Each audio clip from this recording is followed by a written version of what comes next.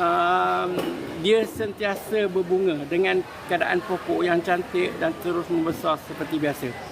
Ya, itu sebenarnya kalau kita nak pokok kita cantik, besar dan kata orang sentiasa berbunga, memerlukan baja yang betul.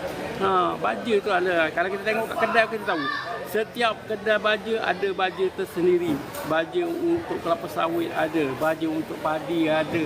Ya, tapi kenapa tak ada baja untuk ros? Sebab bunga ros dia memerlukan baja campuran. Ya, memerlukan baja yang kita campur, memerlukan pemilihan yang khas.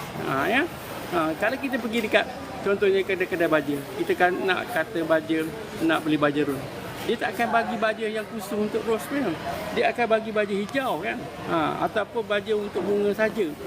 Tapi sebenarnya kadang-kadang baja tu tak sesuai langsung dengan ros. Sebab apa? Mungkin baja tu terlalu kuat.